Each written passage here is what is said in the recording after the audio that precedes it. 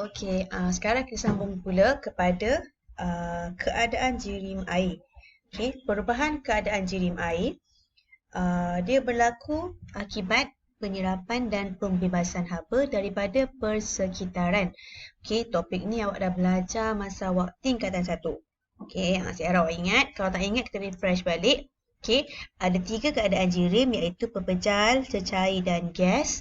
Dan apabila berlakunya perubahan keadaan jirim. Okey, contohnya kat sini. Pencairan adalah proses di mana pepejal air batu tu dia menjadi cecair. So proses dia dipanggil sebagai pencairan. Okey, daripada cecair pula menjadi gas ataupun wap air dipanggil sebagai pendidihan. Selain daripada pendidihan, penyejatan juga adalah proses di mana cecair menjadi wap air ataupun gas. Okey, sebaliknya daripada wap gas menjadi cecair, prosesnya dipanggil sebagai kondensasi. Okey, daripada cecair menjadi pepejal, prosesnya dipanggil sebagai pembekuan.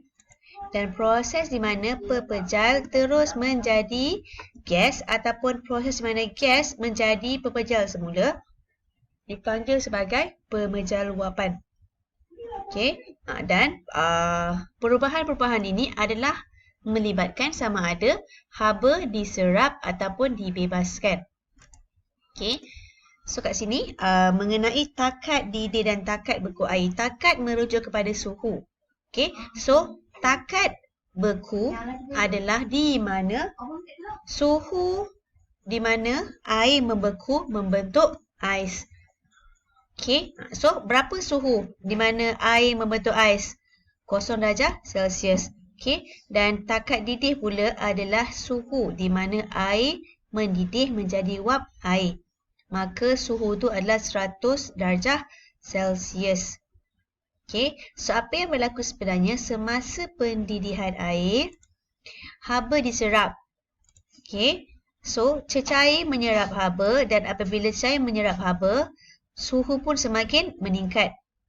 Okay, dan apabila sampai pada suatu suhu di mana kita panggil sebagai takat didih air 100 darjah Celsius, maka air pun mula mendidih. Okay, dan air akan mendidih dengan suhu yang tetap iaitu 100 darjah Celsius. Ini adalah takat didih air bagi air yang tulen, air yang tak ada apa-apa bahan lain ataupun kita panggil sebagai benda asing dalam dia. Okay. Dan apabila air mendidih sepenuhnya, maka air itu, cecair itu akan menjadi bentuk gas. Okey. So ini saya ulang balik. So bila air dipanaskan, zarah-zarah ni dia menyerap tenaga haba. Dan tenaga haba itu ditukarkan kepada tenaga kinetik dan menyebabkan zarah-zarah ni bergerak lebih laju. Kerana zarah-zarah ni bergerak lebih laju, maka suhu pun semakin tinggi. Dan pada takat didih di mana zarah memperoleh tenaga kinetik yang cukup untuk mengatasi daya tarikan atas zarah dan dia menjadi wap air yang bebas bergerak. Okey, so bila cecair ni diterima cukup haba, sampailah dia boleh mengatasi daya tarikan antara mereka, maka dia pun bebas ke atas sebagai wap air. Okey, ni juga adalah satu penerangan lah apa yang berlaku bila zarah-zarah air ini menyerap tenaga haba. Okey, dan takat beku air ataupun pembekuan air adalah proses di mana haba dibebaskan. Okey, so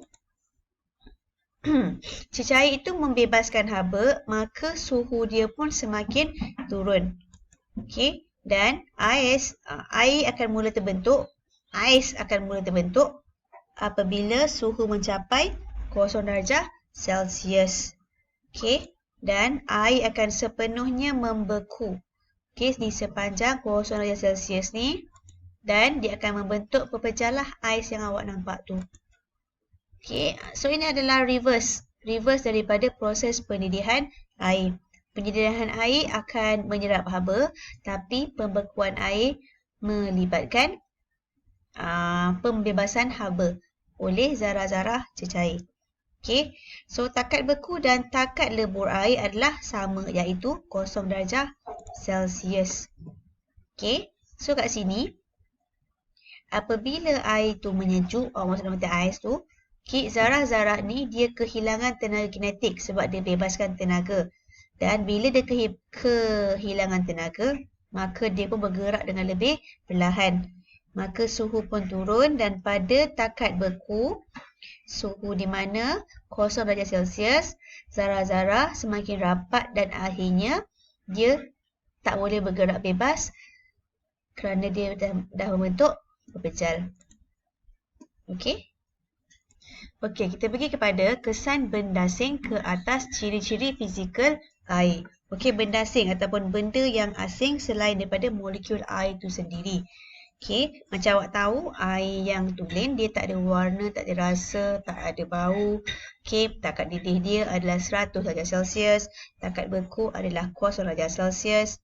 Okey, dan bila adanya bendasing, maka dia akan mempengaruhi di mana takat didih akan menjadi lebih tinggi, iaitu lebih tinggi daripada 100 darjah Celsius lah. Dan air pula akan membeku lebih rendah daripada 0 darjah Celsius. So, bila adanya macam awak nak buat air, awak nak bekukan Milo ais awak tu. So, Milo ais tu adalah bukan air yang tulen kerana dia ada bendasing, ada Milo, ada susu. Okay, bila awak bekukan dia, dia akan mula mengeras pada suhu lebih rendah daripada 0 darjah Celsius, iaitu negatif. Mungkin negatif 2 darjah Celsius, negatif 5 darjah Celsius. Okay? Dan ketumpatan air pun lebih tinggi dengan kehadiran bendasing. Okay? Dan ini adalah contoh-contoh lain mengenai kesan bendasing terhadap air yang tulen.